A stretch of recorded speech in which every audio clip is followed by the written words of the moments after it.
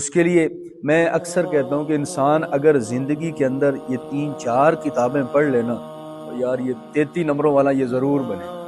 ایک اس میں کتاب ہے آسان ترجمہ قرآن، پڑھ لو آپ، قرآن اٹھائیے، آسان ترجمہ شیخ الاسلام تقی عثمانی صاحب کا لکھا ہوا ہے، تو کسی اور عالم دین کا آپ ترجمہ لے لیں۔ سیرت پر آ جائیں تو آپ رحیق المختوم کتاب ہے، اس کو اٹھا لیجیے، انڈیا کے بزرگ ہیں ان کی لکھی ہوئی ہے، بہت اعلیٰ اور جامع کتاب ہے، سیرت پر یہ پڑھ۔ اور جو مسائل ہیں احکام الفقہ کے نام سے ہم نے جو کورس کروایا تھا اس میں پڑھائی تھی، وہ حصہ عبادات ہے، کھانا پینا، وضو، نماز، جنازہ، قربانی، زکوٰۃ، حج، عمرہ، مسجد کے آداب وغیرہ، یہ ساری چیزیں اس میں عبادات کے متعلق آ جاتی ہیں۔ اتنا تو بندہ سیکھ لے کہ پتہ چلے واقعی میں مسلمان۔ اور چوتھی چیز، ایک چھوٹی سی کتاب ہے جو ہم رمضان میں شروع بھی کریں گے انشاءاللہ، اسلامی عقائد کے نام سے۔ اس میں کوئی کسی کو مسلک کو ٹارگٹ کہ مسلمان کا عقیدہ کیا ہونا چاہیے، اس میں صحابہ کے بارے میں، اہل بیت کے بارے میں، وسیلے کے بارے میں، انبیاء کے بارے میں، اللہ کے بارے میں، یعنی اولیاء کے بارے میں، ایک ایک چیز کو